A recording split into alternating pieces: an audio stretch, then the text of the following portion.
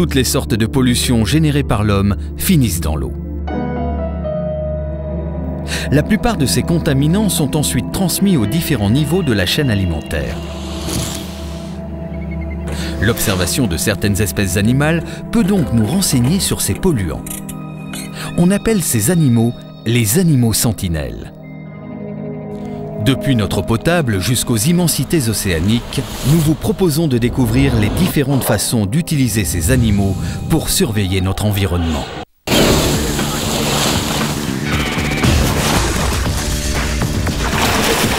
Je crois que les alligators sont une très bonne espèce sentinelle. Comme chez les mammifères marins, nous observons des risques pour la santé humaine. Pour moi, un animal sentinelle est un organisme que vous pouvez utiliser pour détecter le plus tôt possible une catastrophe environnementale comme la pollution de l'eau.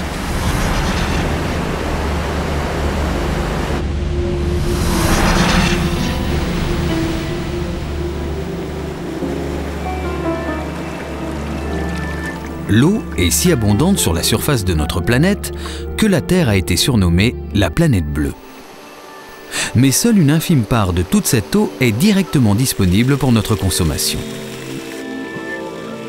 Cette eau peut être accidentellement ou volontairement contaminée. Aux États-Unis, après les événements du 11 septembre, le gouvernement a décidé de sécuriser l'eau potable contre une potentielle attaque terroriste. Dans les villes de Washington, New York, Philadelphie ou San Francisco, ce sont les perches-soleil qui ont été choisis pour remplir cette délicate mission.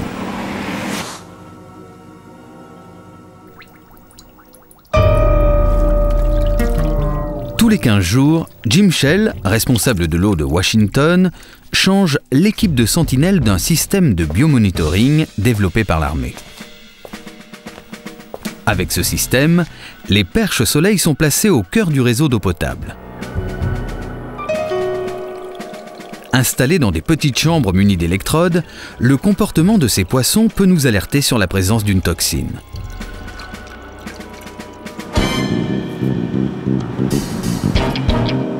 Jim Shell se rend à la base militaire de Fort Detrick pour rencontrer Tom Shedd, un des concepteurs du projet.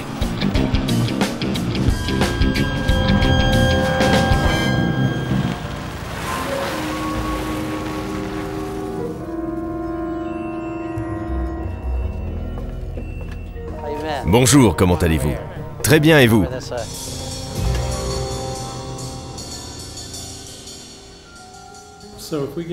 Comment les poissons réagiraient-ils dans le système de biomonitoring si une contamination était déclarée dans le réseau d'eau potable de Washington?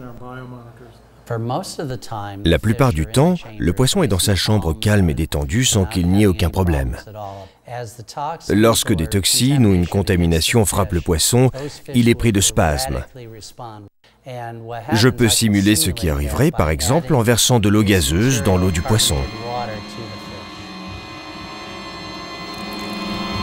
La perche-soleil se met instantanément à tousser. C'est justement parce que ces poissons sont très sensibles aux variations de leur environnement qu'ils ont été choisis pour intégrer le système de biomonitoring. À la moindre présence toxique dans l'eau, les perches-soleil se livrent alors à des bâillets frénétiques, voire même, comme nous l'avons vu, elles se mettent à tousser. Ces signaux sont alors facilement repérables par un système informatique.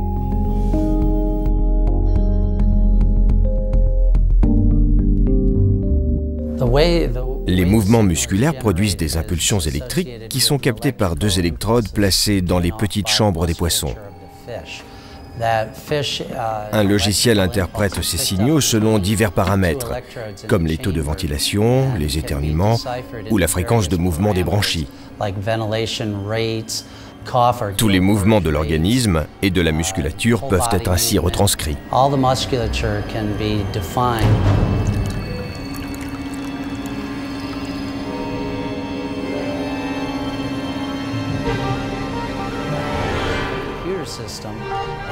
Les fluctuations des battements cardiaques sont aussi amplifiées et vous donnent un signal clair qui peut être lu et interprété comme un changement dans le comportement. Ces changements de comportement nous permettront de définir s'il y a vraiment une toxine dans l'eau ou si l'eau est saine.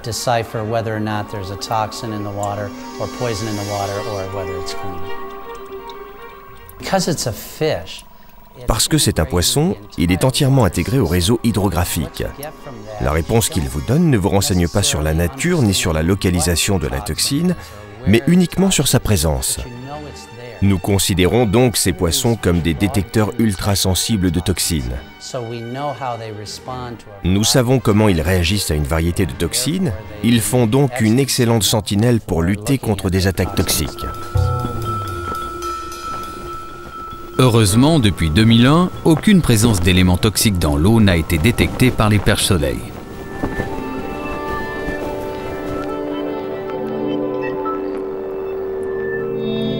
Une fois consommée, cette eau potable si bien gardée peut devenir à son tour une source de pollution. Nos eaux usées charrient divers produits chimiques ou bien encore nos excréments. Des déjections qui peuvent aussi contenir des résidus de médicaments.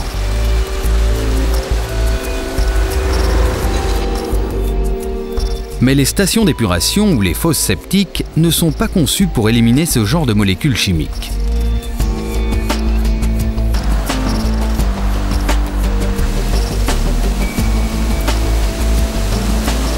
Les oestrogènes synthétiques, issus des pilules contraceptives, sont un des principaux résidus chimiques rejetés. Et ces composés véhiculés par les urines féminines restent actifs dans le milieu aquatique. Mais alors, comment détecter leur présence et analyser leurs impacts sur l'environnement? Ce sont les questions que se posent Charlene Partridge et Ann Bottcher à Mobile, dans l'Alabama. Elles testent actuellement une nouvelle espèce sentinelle victime de cette contamination, l'aiguille de mer.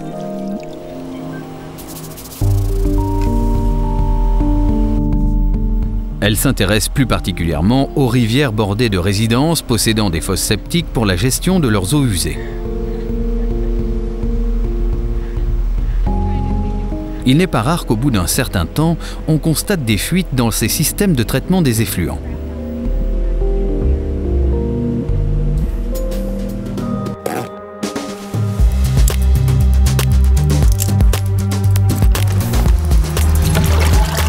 Les aiguilles de mer sont des animaux casaniers, ce qui est un atout idéal pour détecter ces pollutions très localisées. Elles se cachent et restent invisibles parmi les algues. Le filet est donc le meilleur moyen de les capturer.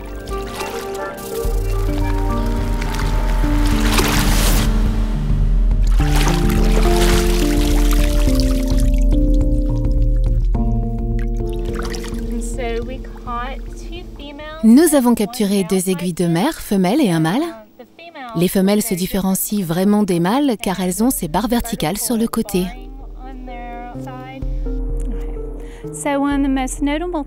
Ce qui est surprenant chez les aiguilles de mer, c'est le fait qu'elles soient inversées sexuellement.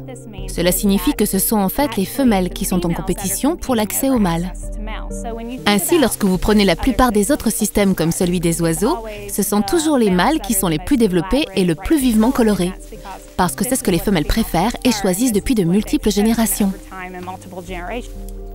Pour les aiguilles de mer, c'est exactement l'opposé. Chez elles, ce sont les femelles qui ont développé les plus beaux ornements.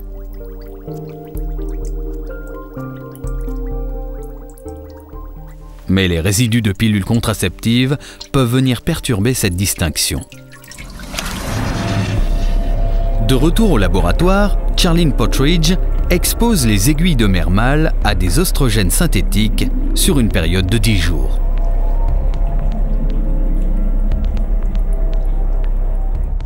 Nous voyons ici des mâles qui ont été exposés à un œstrogène synthétique et nous constatons une phase de pré-exposition durant laquelle les mâles ne montrent aucune rayure verticale. Mais après 10 jours d'exposition, ils commencent à développer le motif de rayure que l'on trouve normalement seulement sur les femelles.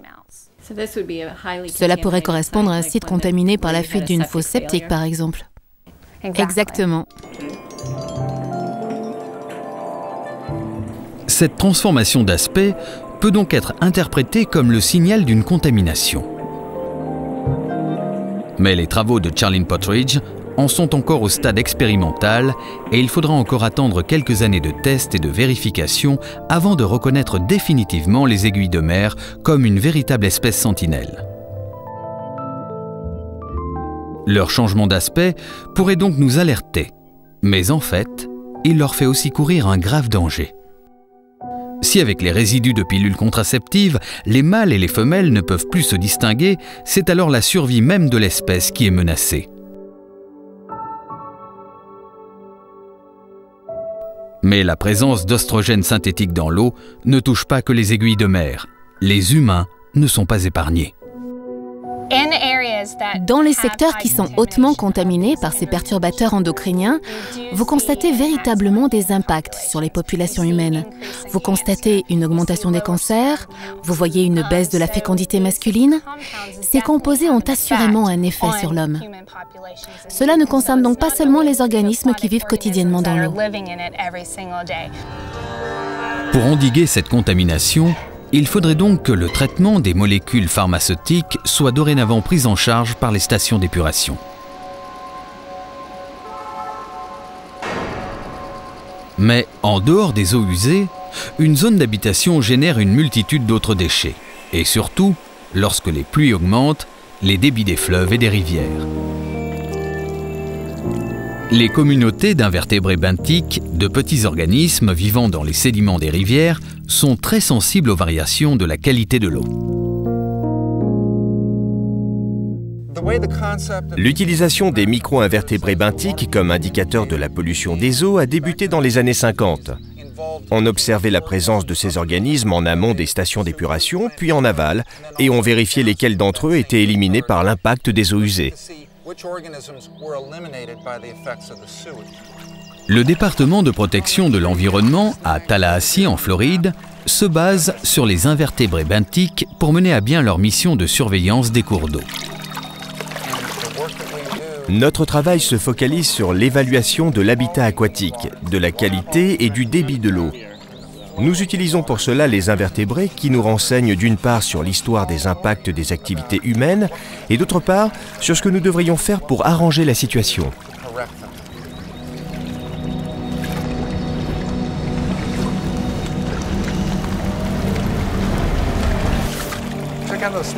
Inspecte ces souches, Tom, elles ont l'air intéressantes. Ok, je jette un œil. Hé, regarde ça, Ross, qu'est-ce que c'est? Belle trouvaille, Tom, c'est une larve de libellule. Elle est très sensible. Cela signifie que la qualité de ce cours d'eau est excellente. Ok, très bien, je la laisse tranquille. Je note ses racines et on continue.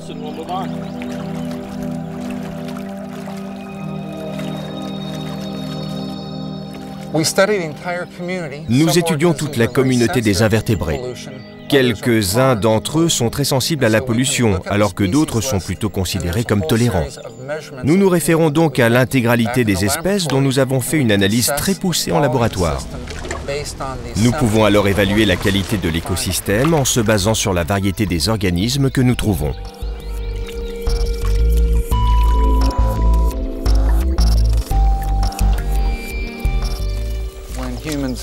Lorsque les humains perturbent à tous les niveaux l'environnement aquatique, les plécoptères sont éliminés.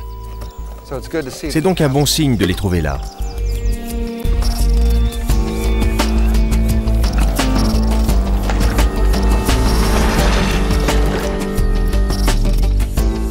Ce cours d'eau, éloigné de toute forme de pollution, sert de site de référence pour obtenir des comparaisons avec des sites contaminés.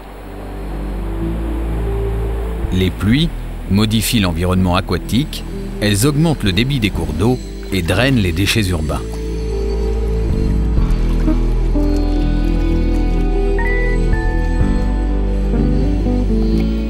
Dans de telles conditions, on ne trouve que très peu d'invertébrés. Seuls subsistent les organismes les plus tolérants à la pollution.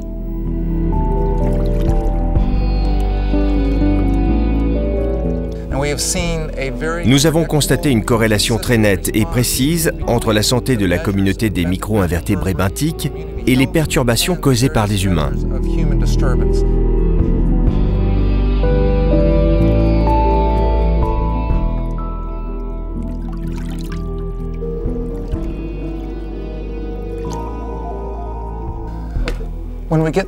Quand nous rapportons les échantillons au laboratoire, la première étape consiste à isoler les organismes de la saleté, des feuilles et des brindilles. Un véritable travail de fourmi commence.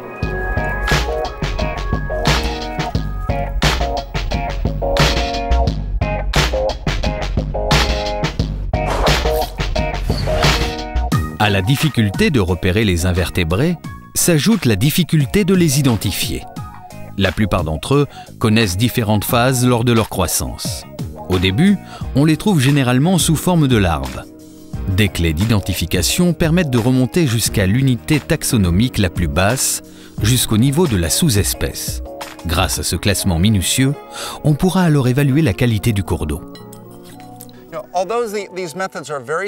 Bien que ces méthodes soient très efficaces pour déterminer les impacts humains néfastes pour les cours d'eau, beaucoup d'activités humaines sont des héritages, c'est-à-dire qu'on est arrivé et qu'on a construit des villes et des cités sans suivre des méthodes d'aménagement saines. Notre but maintenant est de s'assurer que les nouveaux développements et les nouvelles activités humaines qui pourraient affecter l'environnement suivent ces méthodes.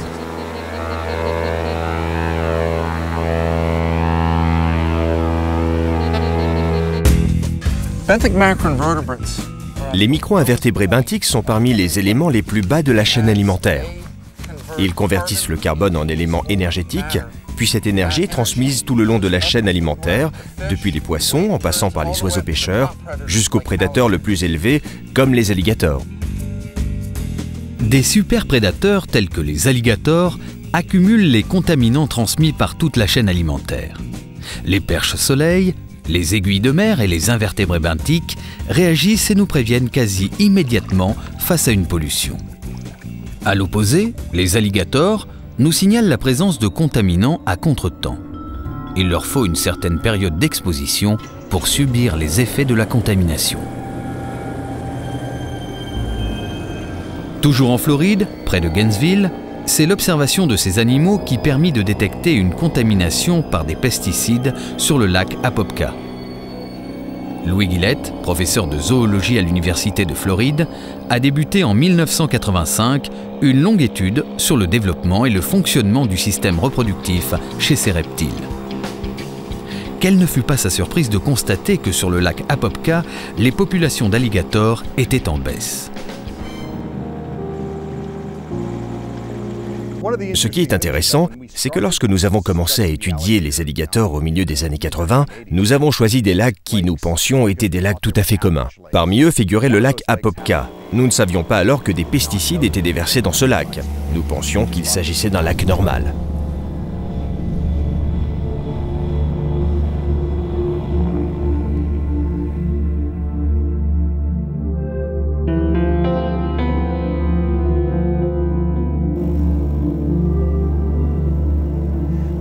Nous avons commencé à nous rendre compte que les populations de jeunes animaux sur le lac étaient en baisse, qu'il y avait un certain nombre de morts. Ensuite, lorsque nous avons débuté le travail sur l'incubation des œufs, nous rapportions des œufs dans notre laboratoire et beaucoup sont morts. Nous avons réalisé qu'il y avait un problème sur le lac.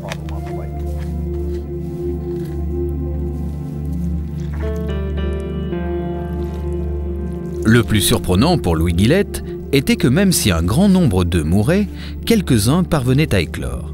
Il ne pouvait donc pas s'agir d'un simple empoisonnement. Nous avons travaillé durant de nombreuses années en essayant de comprendre le problème.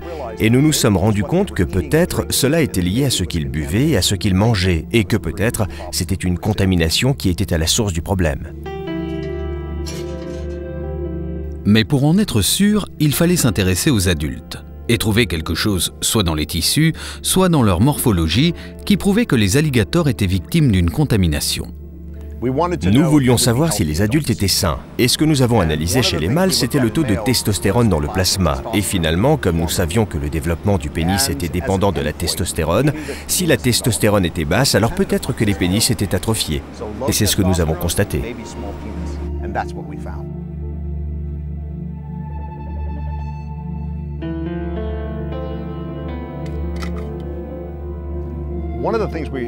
Ce que nous pensons qu'il s'est passé, c'est qu'un contaminant tel que le DDE, qui est un composé du DDT, peut interagir en fait avec le récepteur avec lequel l'hormone agit normalement. La fonction normale d'une hormone, c'est que lorsqu'elle est dans l'organisme, elle réagit avec son récepteur. Cela ressemble à une sorte de serrure et de clé. Ce que le polluant fait, il bloque la serrure, donc il bloque l'action de l'hormone. Ces contaminants qui imitent ou bloquent le rôle des hormones entrent dans une catégorie de polluants que l'on appelle les perturbateurs endocriniens. On les retrouve dans certains pesticides, certains shampoings ou savons, ou encore dans certains médicaments.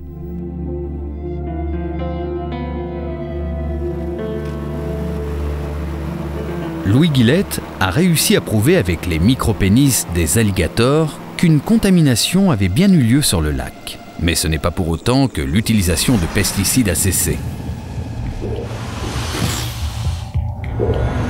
Le meilleur moment pour faire des prélèvements, c'est la nuit. On repère plus facilement les alligators en éclairant leurs yeux.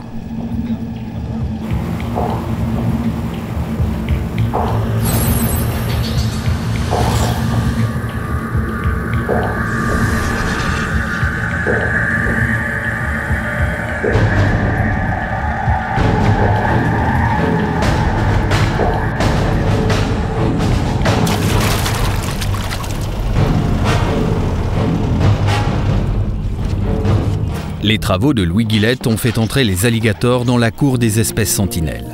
Très vite, il s'est aperçu que le mode de vie amphibien de ces animaux pouvait aussi servir à surveiller d'autres contaminants que les pesticides.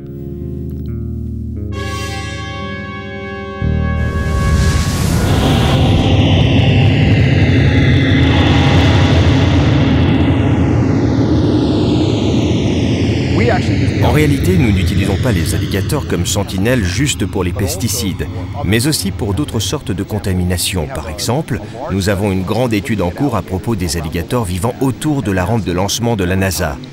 Chaque fois qu'une fusée est lancée, elle dépose des métaux lourds et d'autres sortes de polluants dans l'environnement, qui potentiellement affectent le développement d'organismes vivants. Les alligators sont une des espèces sentinelles que nous utilisons pour essayer de mesurer cela. Dans le cas des métaux lourds, ce ne sont plus les pénis des alligators que l'on regarde, mais leurs tissus. Il faut alors pratiquer une autopsie. Chez les animaux, on parle plutôt de nécropsie. Cette méthode est aussi utilisée sur les grenouilles wawarons par Monique Boily et son équipe de l'Université du Québec à Montréal. Depuis plusieurs années, face à une agriculture de plus en plus intensive, ils observent un déclin des populations de grenouilles wawarons sur la rivière Yamaska. Ils ont même constaté des malformations chez certaines grenouilles dans les zones les plus cultivées. Les grenouilles wawarons sont donc, tout comme les alligators, une espèce toute désignée pour étudier l'impact des pesticides sur l'environnement.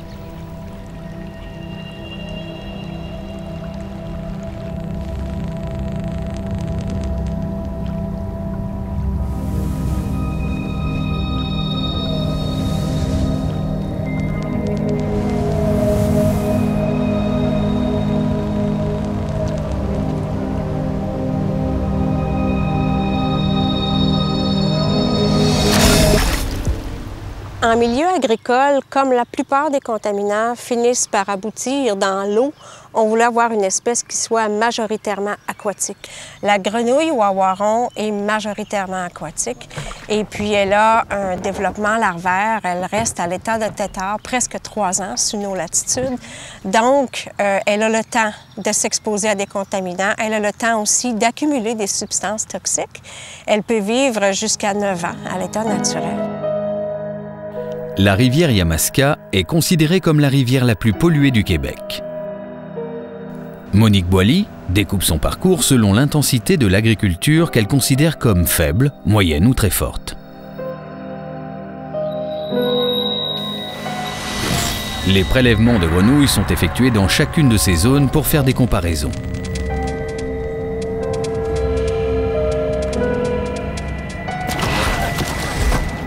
Cette campagne de capture se situe dans une zone de forte activité agricole.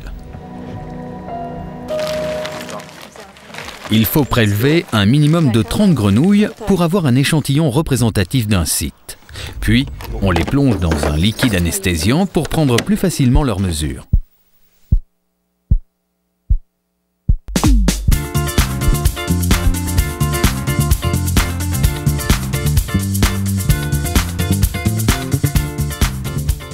Dans les sites où l'agriculture est la plus intensive, les grenouilles sont de plus petite taille. On remarque aussi des problèmes très importants au niveau des organes reproducteurs. Chez les mâles, les testicules sont complètement dégénérés. On voit aussi des problèmes au niveau du système rétinoïde des grenouilles. C'est la vitamine A, donc c'est un biomarqueur qui nous indique que les grenouilles sont mal en point là où la contamination est la plus intense.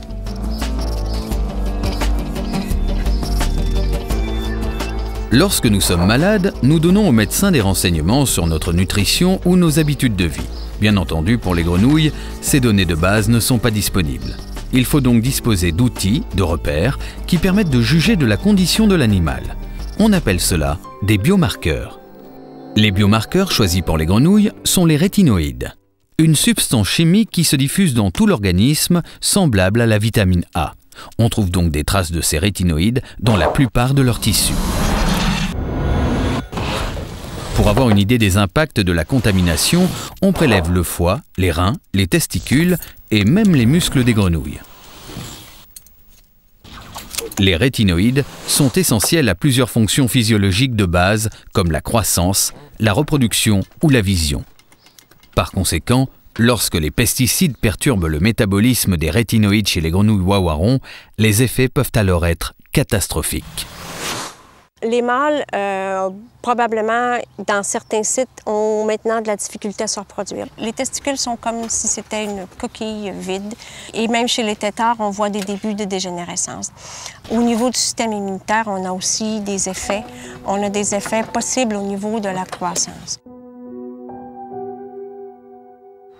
Le sacrifice des grenouilles wawarons ne doit pas rester vain. En tant que sentinelle, elle nous démontre la réalité de l'impact des pesticides sur l'environnement. Et les dangers sont tout aussi importants pour les humains. Il y a quelques années, il y a eu des analyses chez les enfants en bas âge et dans l'urine, déjà, on était capable de détecter plusieurs pesticides. Donc, quand on sait l'effet dévastateur que ça a sur des grenouilles mâles, on est en droit de s'inquiéter sur l'exposition des enfants en bas âge à des pesticides sur une façon chronique. Lors d'une campagne de prélèvement, ce ne sont que quelques grenouilles qui sont sacrifiées. Une grande partie est ensuite relâchée. Avec les grenouilles wawarons, les nécropsies sont donc réalisées sur des animaux capturés vivants. Mais parfois, des nécropsies sont pratiquées sur des animaux déjà morts. C'est le cas des belugas du Saint-Laurent. Ces mammifères marins vivent en permanence dans le fleuve et dans une zone bien précise. Il s'agit d'un micro-environnement arctique formé par un court segment de l'estuaire du Saint-Laurent à proximité de l'embouchure de la rivière Saguenay. Cet endroit est très profond, ce qui maintient l'eau à une température idéalement froide pour les belugas. Tout comme l'homme, ces baleines vivent jusqu'à plus de 75 ans. Un laps de temps favorable au développement de maladies liées à la pollution, comme certains cancers.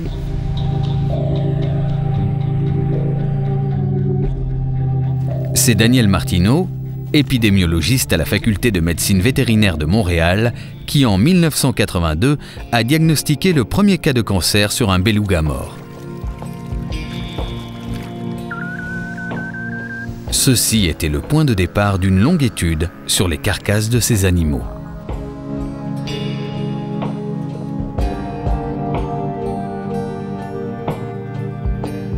Au cours des années, depuis 1983, environ plus que 300 carcasses ont été rapportées. Et sur ces plus que 300 carcasses-là, on en a étudié 166 qui ont été examinées à la faculté de médecine vétérinaire. Et plus qu'un beluga sur 5 souffrait du cancer, est mort du cancer. Et ça, c'est un pourcentage qui est comparable seulement à celui de l'humain dans le monde occidental. En tant que scientifique, ce qui m'intéressait, c'était de trouver la cause.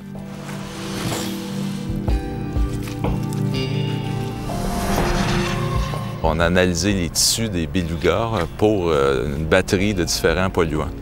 Et parmi ces polluants, il y en avait une série qui s'appelle les HAP, les hydrocarbures aromatiques polycycliques, qui était présent dans les tissus des bélugas du Saint-Laurent et absent dans les tissus de bélugas de l'Arctique.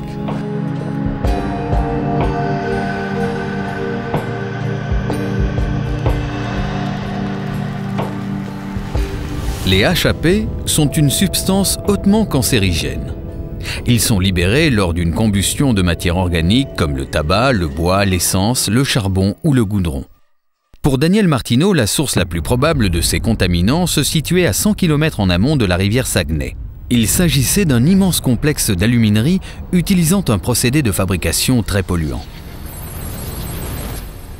Pour produire de l'aluminium, ça prend énormément d'énergie et le Québec est un producteur d'électricité par son bassin hydraulique. Cette électricité-là, pour fabriquer l'aluminium, passe dans des anodes et les anodes sont faites de goudron. Et ce goudron-là, en se consumant, libère de grandes quantités de HAP dans l'atmosphère et dans l'eau du Saguenay et dans l'environnement qui nous entoure. La source étant connue, restait alors à trouver comment les HAP provoquaient le cancer des bélugas. Les HAP se déposent dans le fond du fleuve, dans les sédiments. Des vers vivent dans ce milieu, ils sont donc fortement contaminés. Les bélugas sont parmi les rares baleines à se nourrir dans les sédiments. Ils